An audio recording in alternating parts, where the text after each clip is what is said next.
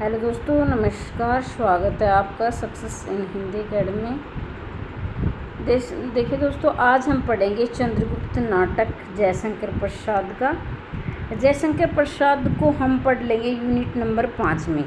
ठीक है, इससे पहले मैंने आपको यूनिट नंबर 7 यानी कहानियाँ 21 कहानियाँ बिल्कुल निःशुल्क पढ़ा रखी, वो भी देख सकते हैं। उपन्यास भी मैंने तकरीबन कंप्लीट करवा दें, वो भी आप देख सकते हैं। और यूनिट नंबर 3 भी करवा दिए। तो अब हम सारे के सारे नाटक यानी आपके पाठ्यक्रम में लगभग 14 नाटक लगे हुए हैं, ये हम कंप्लीट पढ़ेंगे, बिल्कुल निःशुल्क पढ़ेंगे। ठीक है, अगर आपको इनकी PDF चाहिए तो आप 90 68 68 49 54 पर संदेश भेजकर मंगवा सकते हैं। और ये PDF रहेगी पेड, लेकिन आपकी वीडियो संपूर्ण पाठ्यक्रम की बिल्कुल निःशुल्क रहने वाली है। ठीक है, तो चलो अब शुरुआत करते हैं। किसी भी प्रकार का डाउट है तो आप वॉइस कॉलिंग कर सकते हैं और संदेश भेज सकते हैं। तो ये आप मेरा संदेश नंबर है, इस पर आप वैसे कॉल नहीं लग पाएगी, वॉइस कॉलिंग ही लगेगी, या फिर इस पर संदेश भेज सकते हैं। शुरुआत करते हैं। जयशंकर प्रसाद का चंद्रगुप्त नाटक। जन्म इसका 1889 और 1937 में हुआ था और उपनाम है इनका कलाधर झारखंडी भी है, कलाधर भी है। बाकी और भी अन्य नाम है, वो हम बाद में चर्चा करेंगे यूनिट नंबर 5 में। तो इनका सज्जन, इनका प्रथम क्या है, नाटक है। और अग्निमित्र इनका अपूर्ण है। बाकी आपके पाठ्यक्रम में लगे हुए हैं। ठीक है, तो देखेंगे चंद्रगुप्त, यहाँ देख लेंगे। चंद्रगुप्त 1931 है, चंद्रगुप्त आपके पाठ्यक्रम में है। ध्रुव स्वामी भी आपके पाठ्यक्रम में 1933 है। स्कंदगुप्त भी आपके पाठ्यक्रम में 1928। तो स्कंदगुप्त 1928, चंद्रगुप्त 1931, ध्रुव स्वामी 1933। ये तीनों के तीनों नाटक आपके पाठ्यक्रम में लगे हुए हैं। ठीक है, कामायनी भी आपके पाठ्यक्रम में लगी हुई है, 1935 इसका सन है। आगे बढ़ते हैं, थोड़ा सा इन पर चर्चा करते। कानन कुसुम 1913, चित्राधार 1918। ये क्या है, मुक्त काव्य है। झरना 1918, आंसू 25, लहर 33, छाया 1912 और प्रतिध्वनि कहीं कहीं 13 भी मिल सकता है। और आकाशदीप कहानी भी आपके पाठ्यक्रम। तो सोच के देखिए जयशंकर प्रसाद आपके लिए कितना महत्वपूर्ण है। 1929 आकाशदीप भी आपके पाठ्यक्रम में। आंधी, इंद्रजाल, कंकाल, तितली, इरावती इनका क्या है, अपूर्ण है। इरावती क्या है, अपूर्ण है। ठीक है, और ये तो हम अब हम बात करते हैं चंद्रगुप्त नाटक के बारे में। ये सन 1931 में प्रकाशित चंद्रगुप्त नाट्य रचना जयशंकर प्रसाद की उत्तम रचनाओं में से एक है। ये इसके कितने अंक हैं, 4 अंक हैं। प्रकाशन वर्ष क्या है, 1931। किसका है, जयशंकर प्रसाद का है। ये नाटक मौर्य साम्राज्य के संस्थापक चंद्रगुप्त मौर्य के उत्थान की कथा नाट्य रूप में करता है। ये नाटक चंद्रगुप्त मौर्य के उत्थान के साथ साथ समय के शक्तिशाली राज्य मगध के राजा घनानंद के पतन की कहानी भी करता है। तो यानी कि मतलब जब घनानंद का पतन होता है फिर मौर्य साम्राज्य विकसित होता है, और इसकी संपूर्ण आपको जानकारी, इसमें घनानंद भी आते हैं, नंद भी आते हैं। बाकी चाणक्य की कूटनीति, किस प्रकार से उन्होंने राजनीति की, और मौर्य साम्राज्य के जो विषय यानी जो निर्माता वो कैसे बने, ये संपूर्ण आप इस पर पढ़ेंगे। ये नाटक राजनीति, कूटनीति, षड्यंत्र, घात, आघात, प्रतिघात, द्वेष, घृणा, महत्वाकांक्षा, बलिदान, राष्ट्र प्रेम की कहानी भी कहता है। राष्ट्र प्रेम किस तरह, जैसे चाणक्य का इसमें दिखाया गया है, किस प्रकार से सेल्यूकस जब का क्या है भारत पर आक्रमण करना चाहता है, भारत को विजेता बनना चाहता है, तो किस प्रकार चाणक्य की कूटनीति इसमें काम आती है, ये संपूर्ण जानकारी आप पढ़ेंगे। ये नाटक ग्रीक के विषय विजेता सिकंदर या अलेक्जेंडर के लालच कूटनीति कहानी भी कहता है। ये नाटक प्रेम और प्रेम के लिए बलिदान की कहानी भी कहता है। ये नाटक त्याग से सिद्ध हुई राष्ट्र एकता की कहानी भी कहता है। तो ये पॉइंट आपके पेपर में आ सकता है। ये नाटक राष्ट्र प्रेम को दर्शाता है, बलिदान को दर्शाता है, प्रेम को दर्शाता है। तो सारे जो पॉइंट है ये आप याद कर लीजिए। नाटक आरंभ में कल्याण परिणय के नाम से भी लिखा गया था, तो ये कल्याणी परिणय के नाम से भी लिखा गया था और 1931 में इसका नाम परिवर्तित हुआ था। ठीक है, तो ये कुछ पॉइंट ऐसे हैं जो आपको याद रखने हैं। अब हम पढ़ते हैं चंद्रगुप्त नाटक की तरफ से। चलो थोड़ी सी भूमिका भी पढ़ लेते हैं। अब देखो, पहले पात्र हम पढ़ते। पात्र बहुत ही ज़्यादा महत्वपूर्ण है। चाणक्य विष्णुगुप्त। चाणक्य का विष्णु नाम क्या है? विष्णुगुप्त। और एक नाम और आप ऐड कर लीजिए, कौटिल्य। कौटिल्य, चाणक्य, विष्णुगुप्त, ये सारे के सारे नाम चाणक्य के हैं। एक ही व्यक्ति के नाम है चाणक्य के। मौर्य साम्राज्य का निर्माता चंद्रगुप्त मौर्य सम्राट है। नंद मगध सम्राट है।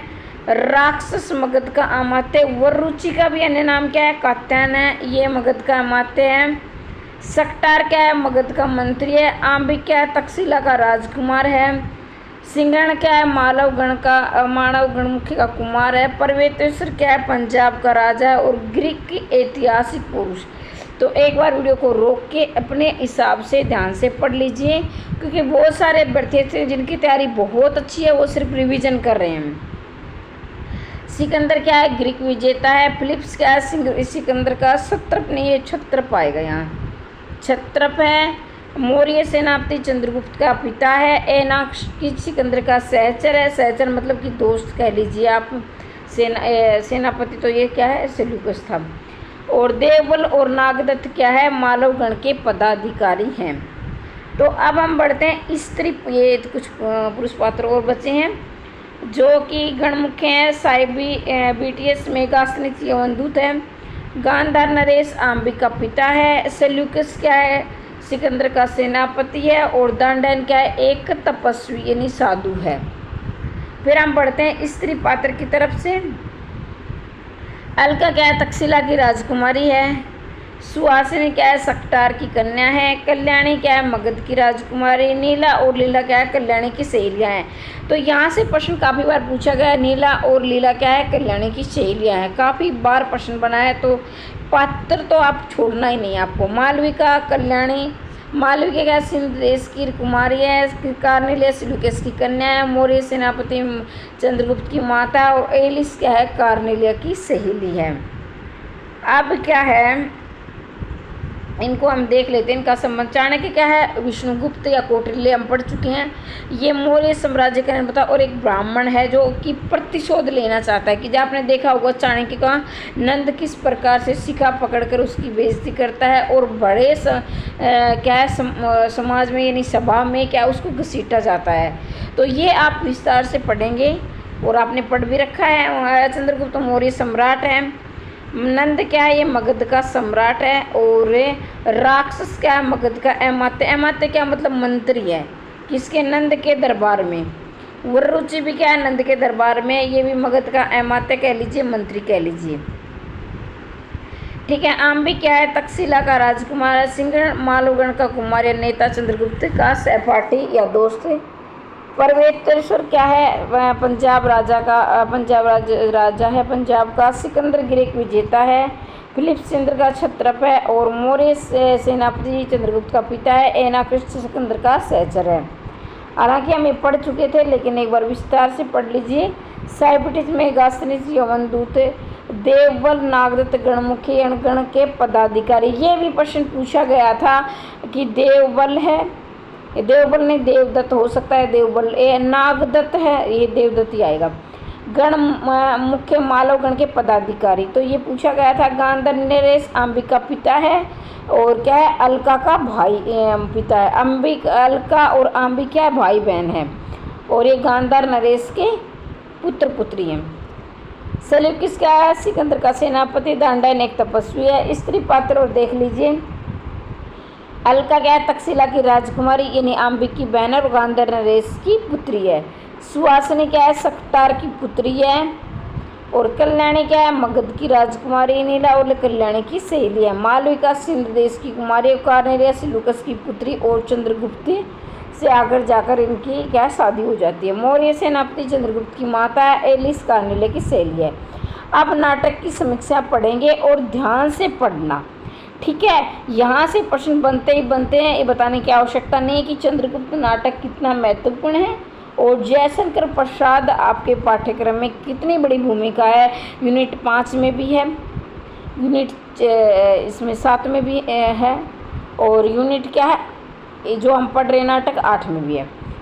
हिंदी साहित्य के महान साहित्यकार चंद्रगुप्त ने भारतीय गौरवपूर्ण इतिहास की पूर्व पीठिका मतलब की भूमिका के आधार पर ऐसे नाटक की रचना को जो कि ग्रीक संस्कृति भारतीय संस्कृति का उदात्त दर्शन कराती है। पूरा नाटक 4 अंकों में है। तो चंद्रगुप्त नाटक का प्रकाशन वर्ष क्या है 1931 है। अंक कितने हैं 4 हैं। दर्शक कितने हैं 44 हैं। और नाटक में गीत कितने 11 है। एक बार फिर से सुन लीजिए, प्रकाशन वर्ष 1931, अंक कितने 4 हैं, नाटक में गीत कितने हैं 11 है, और नाटक में दर्शक कितने हैं 44 है। उम्मीद करती हूँ कि आपको समझ में आया होगा, और नहीं आया है तो एक बार रोक के वीडियो को अपने हिसाब से पढ़ भी सकते हैं। पहले अंक में 11 हैं, पहले अंक में कितने दर्शक हैं 11 है, यानी पहले में कितने दर्शक हैं 11 है। दूसरे अंक में कितने दर्शक हैं 10 हैं, और तीसरे अंक में कितने दर्शक हैं 9 हैं, और चौथे अंक में कितने हैं 14 है। तो 11 10 9 14 ऐसे बनेंगे, ठीक है। तो ये है पहले अंक में कितने 11 है, दूसरे में 10, तीसरे में 9 और चौथे में 14। तो इस प्रकार ये दर्शे दिए गए हैं। इसमें नाटक को रुचिकर और प्रभावशाली बनाने के लिए जयशंकर प्रसाद गीत का प्रयोग, इनमें गीतों का प्रयोग हुआ है। नाटक में कुल 11 गीत आए हैं। कुछ गीत प्रेम के और कुछ देश प्रेम के, यानी कुछ प्रेम के मतलब व्यक्तिगत प्रेम के हैं, जैसे प्रेमी प्रेमिका का प्रेम, पति पत्नी का प्रेम, और कुछ ऐसे जो देश प्रेम के अपने राष्ट्र के प्रति प्रेम के हैं। नाटक का प्रारंभ तक्षशिला के गुरुकुल सेवकों के पारस्परिक वार्तालाप से होता है। ये नाटक तो आपने टीवी पर भी देखा होगा। यानी नाटक का जो प्रारंभ होता है तक्षशिला में जो गुरुकुल है, जहाँ पर क्या होता है कि जो गुरु शिष्य यानी शिक्षा लेते हुए जो राजकुमार क्या शिक्षा लेते, तो वहाँ पर पारस्परिक वार्तालाप यानी बातचीत हो रही है। किस किस की हो रही है हम पढ़ेंगे। वह मैत्री प्रेम और संघर्ष के बीच शुरू हो जाते हैं। अलक्षेंद्र का आक्रमण और नंद का विनाश और संघर्ष से संबंधित पात्रों का प्रवेश प्रथ अंक में दिखाई। नंद जो है भोग विलासिता में बिल्कुल खोया हुआ है, और क्या वो चाणक्य और सिंहरण की आपस में आप बातचीत देखेंगे तो वो जैसे जैसे आगे बढ़ोगे आपको जानकारी होती चली जाए। नंदकुल के सर्वनाश को योजना का चंद्रगुप्त की सहायता से चाणक्य का बनाना। अब क्या है पूरी की पूरी यानी एक निचोड़ में नहीं एक लाइन में मैं कहना चाहूँगी कि पूरी की पूरी जो कहानी है चाणक्य द्वारा चंद्रगुप्त को सम्राट बनाने की है, और जो नंद ने जो पहला रखा था अंत तक उसका सर्वनाश करना है, और मगध को एक अच्छा राजकुमार या सम्राट देना है। सीमा प्राप्त की और प्रस्थान प्रतिपक्ष अंबिका सिंधु तट पर विरोध। अब ये अंबिका क्या है, ये भी क्या एक राजकुमार है। दंडन के आश्रम में, दंडन एक हमने पढ़ा कि तपस्वी यानी एक साधु संत कह लीजिए। दोनों विरोध वर्ग के एकत्र होना। दंडन की प्रशंसा से चंद्रगुप्त का सम्मान दूसरों की दृष्टि में बढ़ जाना।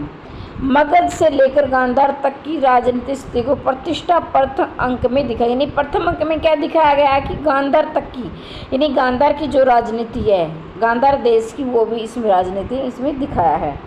पश्चिमोत्तर मतलब पश्चिम और उत्तर के बीच की जो दिशा है, सीमा प्रांत की राजनीति वस्तुस्थिति समस्त रूपरेखा द्वितीय अंक में दे। अब द्वितीय पहले अंक में तो हमने क्या देखा कि गांधार नरेश की राजनीति है, यानी गांधार की जो जगह है उसमें मगध से लेकर गांधार तक क्या है, मगध से लेकर जो कि अंबिक है, सिंहरण है, वहाँ चंद्रगुप्त है, जो अलका भी वहाँ आती है, तो ये सारे बातचीत कर रहे हैं उसमें दिखाया गया है। अब दूसरे अंक में क्या होता है, पश्चिमी और उत्तर के बीच की जो राजनीति है वो दिखाई गई। दुराचारी फिलिप्स ने के चंगुल से कार्नेलिया का उद्धार करके अपना बन जाना, जानबूझ सूझबूझ और अपरिमित शक्ति के आधार पर सिकंदर को नीचा दिखाने में सफलता। विदेशी सेना को यथार्थ स्थिति की जानकारी चाणक्य को मिलना। चंद्रगुप्त को दोनों गणतंत्रों सेनापति की घटनाएं घटित होती है। जिसमें घायल सिकंदर को जब चंद्रगुप्त प्राणदान देता है तो उसका स्थल व्यक्तित्व निखराता है। यानी जब सिकंदर घायल हो जाता है तो चंद्रगुप्त क्या उसे प्राणदान देता है। आमतौर पर देखा गया है कि जब कोई विपक्षी घायल हो जाता है तो उस पर वार किया जाता है, लेकिन चंद्रगुप्त यहाँ ऐसा नहीं करता, वो क्या सिकंदर को छोड़ देता है। तो ये क्या है, द्वितीय अंक में दिखाया गया है। समस्त कार्य व्यापारों के अंदर मगध पुनः बनता है। कार्य व्यापार यानी मगध जो साम्राज्य था वो व्यापार के लिए जाना जाता था, यानी विदेशी कैसे व्यापार करते थे मगध साम्राज्य के साथ, वो इसमें दिखाया गया है। अपनी विद्या बुद्धि से चाणक्य चंद्रगुप्त को शक्ति संपन्न बनाकर नंद वंश के उन्मूलन में प्रवृत्त होता है। यानी देखो चंद्रगुप्त में ये डाउट नहीं है कि उसमें शक्ति भी थी, उसमें जो बुद्धि भी थी और उसमें कूटनीति थी, लेकिन उसको तराशने का काम किसने किया था, चाणक्य ने किया था। जो कि चाणक्य बचपन में चंद्रगुप्त के बचपन में ही समझ गया था कि ये आगे जाकर सम्राट बनने के योग्य है। विद्रोह की ज्वाला में नंद का सर्वनाश होता है। नंद क्या है, भोग विलासिता में खोया, उसे कोई देश से लेना देना नहीं है, वो क्या पूरी तरह से सुरा और सुंदरियों में खोया रहता है। सभी लोग एक मत होकर चंद्रगुप्त शासक में स्वीकार करते हैं। अंत में चाणक्य के कुचक्कर से फंसकर परवेतेश्वर प्राणों का अंत हो जाता है। यानी परवेतेश्वर जो पंजाब का राजा है, पोरस का जो राजा है, उसका भी अंत हो जाता है। कल्याणी भी आत्महत्या कर लेती। कल्याणी क्या करती है, परवेतेश्वर को मारकर खुद आत्महत्या कर लेती है। चंद्रगुप्त का राज्य निष्कंटक हो जाता है। इसके बाद बड़े बड़े आंतरिक विद्रोह होते हैं। चाणक्य के सत्य प्रयास से सारा शांत हो जाते हैं। यानी बड़े अब क्या है, जब कोई विकसित होता है यानी कोई उठता है तो विद्रोह तो होते हैं। मान लीजिए आप ही असिस्टेंट प्रोफेसर की तैयारी कर रहे हो या नेट की तैयारी कर रहे हो, तो देखो कहीं ना कहीं अपनी शक्ति आप उसमें लगाओगे तो घर में भी विद्रोह हो जाते हैं। जो नहीं चाहते कि आप कामयाब हो या आपके इस कामयाबी में किसी कोई सहयोग नहीं देना चाहता, तो विरोध तो होता है। कुछ नया होता है तो विरोध तो होता है। ये आप समझदार हो, बताने की आवश्यकता नहीं है। तो यहाँ तो एक सम्राट बनना चाह रहा था चंद्रगुप्त, तो यहाँ तो विद्रोह, छोटा मोटा विद्रोह नहीं, बहुत बड़ा विद्रोह। राक्षस सुवासनी तथा चंद्रगुप्त एवं कार्नेल्य के परिणय सूत्र में राक्षस और क्या है, सुवासनी का परिणय सूत्र यानी पति पत्नी बनते हैं, प्रेमी प्रेमिका होते हैं पहले, फिर चंद्रगुप्त और क्या है, कार्नेल्य बांध कर राजनीति संन्यास लेता है। कौन संन्यास ले लेता है राजनीति से, चाणक्य। किनकी, राक्षस और सुवासनी की शादी करवा देता है और चंद्रगुप्त और कार्नेल्य की।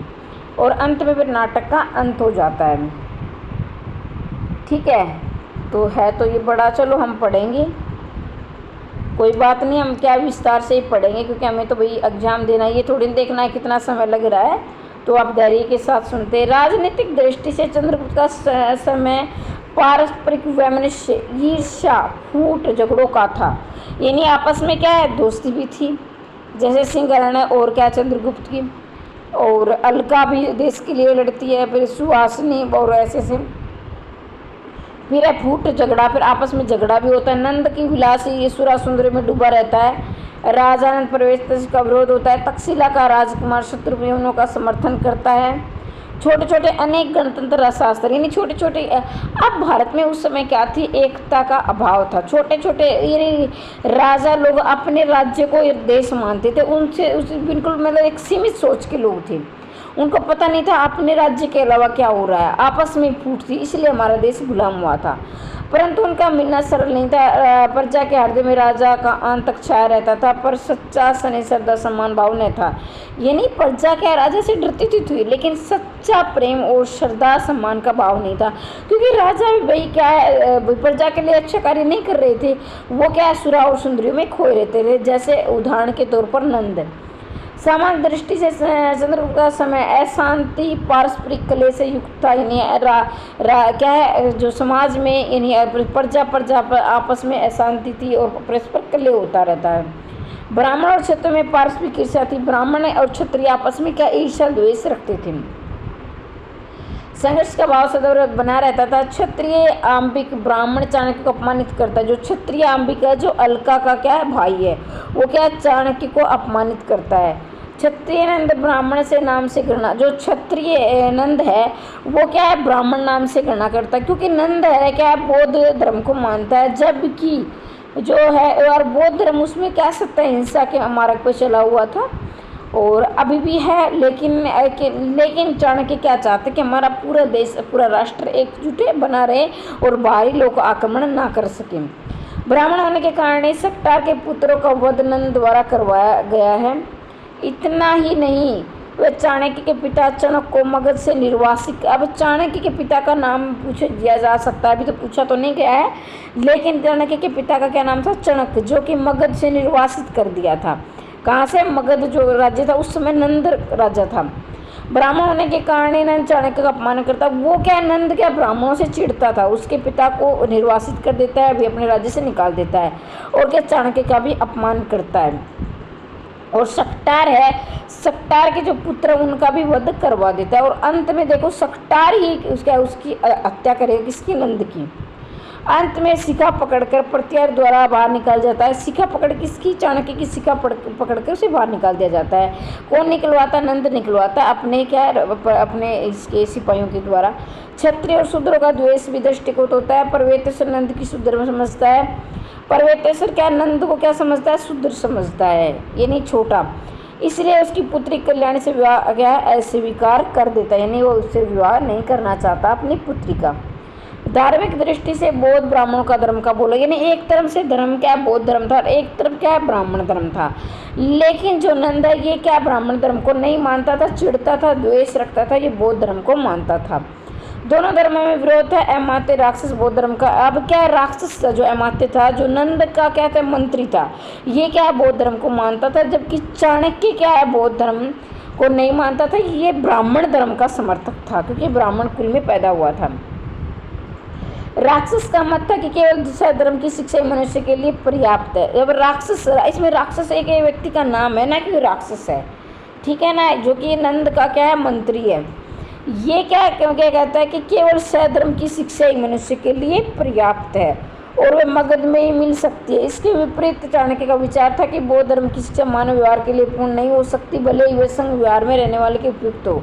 चाणक्य के अनुसार राष्ट्र का स्वतंत्र, चाणक्य क्या कहता है कि बौद्ध धर्म ठीक है, गलत नहीं मानता, लेकिन वो कहता है कि बौद्ध धर्म राष्ट्र के लिए, जैसे सत्य अहिंसा के मार्ग पर चलता था बौद्ध धर्म, तो कि बौद्ध धर्म क्या राष्ट्र की उन्नति नहीं कर सकता है, उसका एक सीमित दायरा है। इसलिए ब्राह्मण चाहता है कि ब्राह्मण धर्म ही राष्ट्र को ऊपर उठा सकता है और ब्राह्मण से ज़्यादा कोई ऊंचा यानी अच्छा देश के बारे में नहीं सोच सकता, ऐसा चाणक्य का मानना था। चंद्रगुप्त नाटक में विभिन्न परिस्थितियों का सांगोपांग चित्रण है, देश का वातावरण के तहत प्रस्तुत है। उन्होंने प्रमुख रूप तत्कालीन रचना झांकी प्रस्तुत की। यानी चंद्रगुप्त जो नाटक है ये जो लिखा गया था उस समय जो चंद्रगुप्त का जो साम्राज्य था उस समय की क्या राजनीतिक परिस्थितियाँ, क्या धार्मिक परिस्थितियाँ थी, क्या सामाजिक परिस्थितियाँ, वो सब इस पर आप नाटक में पढ़ोगे। ठीक है, प्रसाद द्वारा पढ़े चंद्रगुप्त वो एक उद्देश्यपूर्ण नाटक है। भाई हर एक चीज़ का एक उद्देश्य होता है, हर एक कोई भी अब आप पढ़ रहे हो, आप अभी क्या उद्देश्य है, नेट क्वालिफाइड करना, जेआरएफ करना या फिर प्रोफेसर बनना और अंत में सबको प्रोफेसर ही बनना है। तो उसी प्रकार चंद्रगुप्त नाटक लिखने भी का भी जयशंकर प्रसाद का क्या एक उद्देश्य था। भारतीय मौर्य काल में चित्रण के भारत उस समय भारत में क्या मौर्य काल था, जो मौर्य साम्राज्य था उस समय की जो स्थिति थी ये पाठकों के सामने लाना था। दूसरी ओर प्राचीन संस्कृति की श्रेष्ठता और राष्ट्र प्रेम का संदेश भी दिया गया। यानी उस समय भले ही आपस में द्वेष था, ईर्ष्या थी, लेकिन राष्ट्र प्रेम भी कहीं ना कहीं देखने को मिलता है और राष्ट्र प्रेम का भी संदेश दिया गया है कि अंत में क्या है, किस प्रकार चाणक्य देश प्रेम के कारण संपूर्ण भारत को एकजुट में बांध देता है। सारांश में हम से कह सकते हैं कि चंद्रगुप्त नाटक प्रसाद का प्रौढ़ नाटक है। इसमें विविधता विद्यमान है, विविधता मतलब अलग गुटों में बटे हुए हैं। इसमें एक भारतीय संस्कृति को की उत्कृष्टता को प्रकाश डाला गया है। दूसरे प्रेम राष्ट्र प्रेम का भी संदेश दिया गया है। नरसंहिता मतलब कि इसमें अभी युद्ध होगा तो नरसंहिता तो होगी, लोगों का वध होगा। विलासिता जैसे नंद क्या है सुरा सुंदरियों में शराब पीना और नर्तकियों में नाच गाना उसमें रहता था। अयोग्य शासक था और अयोग्य शासक के क्या बुरे प्रभाव पड़ते हैं वो भी दिखाए गए हैं। दूसरी ओर प्रेम सौहार्द मित्रता का पाठ भी पढ़ाया गया, वो किसके द्वारा, चंद्रगुप्त के द्वारा। अब हम इसमें क्या है प्रमुख कथन देख लेंगे। राजकुमार ब्राह्मण न किसी राज्य में रहता है न किसी के अन्न में पलता है। देखो मैं एक मिनट आपका लेना चाहूँगी, चाणक्य के कथन तो आप बिल्कुल ही नहीं छोड़ोगे, चाणक्य के तो हर कथन को ढूंढ ढूंढ आपको करना है, ठीक है, बहुत ही ज़्यादा महत्वपूर्ण है चाणक्य के कथन। ये परीक्षा में हर बार आते हैं और आपने PYQ करे होंगे तो मैं मेरे बताने की आवश्यकता ही नहीं है। चाणक्य कहता है कि राजकुमार ब्राह्मण न किसी राज्य में रहता है और न किसी के अन्न में पलता है, सब राज्य में विचरता है और अमृत होकर जीता है, वह तुम्हारा मिथ्या गर्व है। ब्राह्मण सब कुछ सामर्थ्य रखने पर भी स्वेच्छा इन माया स्तूप को ठुकरा देता है, प्रकृति के कल्याण के लिए ज्ञान का दान देता है। और ये पूछ लिया जाएगा कि ये किस अंक में या किस दर्शे में बोला है, तो ये बोला है चाणक्य ने प्रथम अंक में और प्रथम दर्शे में, ठीक है। संसार भर की नीति और शिक्षा का अर्थ मैंने यही समझा है कि आत्मसम्मान के लिए मर मिटना ही दिव्य जीवन है। तो ये चंद्रगुप्त है, ये टाइपिंग मिस्टेक है, चंद्रगुप्त प्रथम का प्रथम दर्शय है, ये भी परीक्षा में पूछा गया है। मानव कब दानव से दुर्दांत और पशु से बर्बर और पत्थर से भी कठोर करुणा के निरवकाश हृदय वाला हो जाएगा, नहीं जाना जा सकता है। प्रथम अंक प्रथम दर्शय, और ये क्या है, सिंहरण का कथन है। तो ये दर्शय हैं, अंक ये भी आप याद करेंगे, ठीक है। देखो भाई, आपको JRF चाहिए या प्रोफेसर बनना है तो आपको देखो, मैं ये कोई भी जड़ी बूटी नहीं है कि कम पढ़ें, ज़्यादा से ज़्यादा पढ़ो, लेकिन वही चीज़ बार बार पढ़ो, जो कि परीक्षा की दृष्टि से महत्वपूर्ण है। तुम कनक किरण के अंतराल में लुक छिप कर चलते हो क्यों, नंद मस्तक वरव ग्रम वहन करते, यौवन के धन रस कन बढ़ते, लाज भरे सौंदर्य बता दो मौन बने रहते हो क्यों, अधरों के मधुर कगार में कल कल दमने की गुंजार में। तो ये गाना है, गीत है, ये किसका है, सुहासिनी का है, और ये पहले अंक के दूसरे दर्शय में गाया है। कनक किरण के अंतराल में लुक छिप चलते हो क्यों, ये भी PYQ है, यानी पूछा गया है। यदि माते एक ब्राह्मण नाश करने का विचार किया तो जन्मभूमि की भलाई के लिए त्याग कर दे, क्योंकि राष्ट्र शुभ चिंतन केवल ब्राह्मण ही कर सकते हैं। एक जीव की हत्या से डरने वाले तपस्वी बोध, सिर पर मंडराने विपत्तियों से, रक्त समुद्र की आंधियों से आर्यावर्त की रक्षा करने में असमर्थ प्रमाणित होते हैं। तो ये क्या है, प्रथम अंक का पांचवा दर्शय, और ये क्या है, चाणक्य ने कहा। देखो एक बात याद रखना, जब भी ब्राह्मण की तारीफ होगी ना, अगर आपको याद नहीं आ रहा है, अगर आपने कोई ऐसा कोई कथन है जो छोड़ दिया, आपने याद नहीं किया है, तो इतना मैं एक तुक्का मारने की चीज़ बता देती हूँ कि जब भी कोई कथन यानी ब्राह्मण की तारीफ वाला होगा तो समझ लें चाणक्य का ही कथन है, ठीक है। सारे ब्राह्मण चाणक्य ही करता है पूरे नाटक में। खींच ले ब्राह्मण की सिका, शूद्र के अन्न से पले हुए कुत्ते खांच ले, परंतु ये सिका नंद कुल की काल सर्पणी है, ये तब तक न बंधन में होगी जब तक नंद कुल का निशेष न होगा। देखो अभी मैंने कहा ना कि ब्राह्मण आया, तो प्रथम अंक का पांचवा दर्शय ये क्या है, चाणक्य ने ही कहा है। एक बार निकलने पाता तो दिखा देता कि दुर्बल हाथों में साम्राज्य उल्टने की शक्ति और ब्राह्मण के कोमल हृदय में कर्तव्य के लिए प्रलय की आंधी चला देने की कठोरता है। तब मैं आज प्रण करता हूँ कि दया किसी से न मांगूंगा और अधिकार तथा अवसर मिलने पर किसी पर भी न करूँगा। देखो ये भी चाणक्य का प्रथम अंक का सातवां दर्शय है। तो यहाँ भी आप देख सकते हैं कि जैसे ब्राह्मण आया है तो ये भी चाणक्य का ही कथन है। त्याग और तप, ये नहीं कि अंधाधुंध ब्राह्मण, मतलब ब्राह्मण की तारीफ होनी चाहिए उसमें। त्याग और क्षमा, तप और विद्या, तेज और सम्मान के लिए, लोहे और सम्मान के लिए, सोने समान सिर झुकाने के लिए हम लोग ब्राह्मण नहीं बनते। देखो यहाँ भी देखो ब्राह्मण को जो के लिए जो तारीफ की गई है, जो चैलेंज किया गया है, यानी चुनौती दी गई है, तो भी ये प्रथम अंक का सातवें दर्शय चाणक्य के द्वारा। भाषा ठीक करने से पहले मनुष्य को ठीक करना चाहता हूँ, ये भी PYQ है। प्रथम अंक का सातवां दर्शय, कुलपुत्रों के रक्त से आर्यावर्त भूमि सिंचेगी, दान बनकर जननी जन्मभूमि अपने संतानों को खोएगी। प्रथम अंक का आठवां दर्शय है अलका, भूमा का सुख और उसकी महत्ता कितना आभास मात्र, ये भी PYQ है। ये नश्वर चमकीले प्रदर्शन अभिभूत कर सकते। प्रथम अंक का क्या 11वां दर्शय, और दंडायन का। दंडायन कौन थे, एक तपस्वी थे।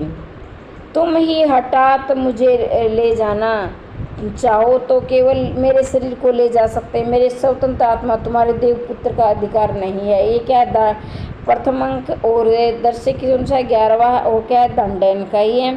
देखो अगर आपको लग रहा है कि मतलब समझ मतलब कुछ ऐसे अभ्यर्थी हैं, कुछ क्या बहुत सारे अभ्यर्थी की तैयारी हो चुकी है, वो सिर्फ रिवीजन के लिए पढ़ लें। हो सकता है कि कोई पहली बार तैयारी कर रहा हो, तो अभी मैं उनको लग रहा है कि मैं स्पीड से बोल रही हूँ, तो वीडियो को रोक कर अपने तरीके से याद कर लेना। अरुण ये मधुमेह देश हमारा, जहाँ पहुँच अनजान क्षितिज को मिलता एक सहारा। ये द्वितीय अंक है। प्रथम दर्शक किसका है, कार्नेलिया का है। तो ये भी PYQ आया हुआ है। मैं तो नहीं चाहूँगी कि कोई भी इसमें चंद्रगुप्त नाटक में आप एक भी लाइन छोड़े, पूरा विस्तार से पढ़े। लेकिन फिर भी मैं हो सकता है कि आप पहली बार तैयारी करे हो तो आपको मुश्किल लग रहा हो, तो मैं सचेत करते हुए चलूँगी कि ये तो ज़्यादा महत्वपूर्ण है ही है। प्रथम यौवन मदिरा से मत, प्रेम की करने की थी परवाह, और किसको देना हृदय चिन्हित तनिक चाह। द्वितीय अंक का 5वां दर्शय। और ये क्या है, अलका का कथन है। किसका, तो अलका के कथन भी काफ़ी महत्वपूर्ण है। ब्राह्मण राज्य करना नहीं जानता, करना भी नहीं चाहता। हाँ, वह राजाओं का नियमन करना जानता है, राजा बनना ना जानता है।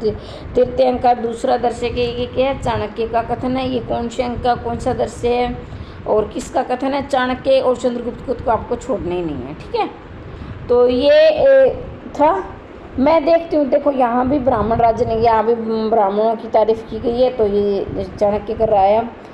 मैं देखती हूँ कि ये ग्रीक के और भारतीय के स्तर का ही नहीं, इसमें दो बुद्धियों की लड़ रही है। ये अरस्तु और चाणक्य की चोट है, सिकंदर और चंद्रगुप्त के अस्त्र है। तृतीय का दूसरे कार्नेलिया क्या थी, विदेशी थी, और जिसका क्या है, चंद्रगुप्त से विवाह होता है आगे जाकर।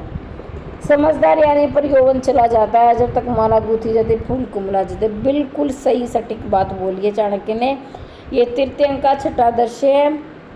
ईश्वर ने सबको स्वतंत्र उत्पन्न किया, परंतु व्यक्तिगत स्वतंत्रता वहीं तक की जा सकती, दूसरों की स्वतंत्रता बाधा न पड़े।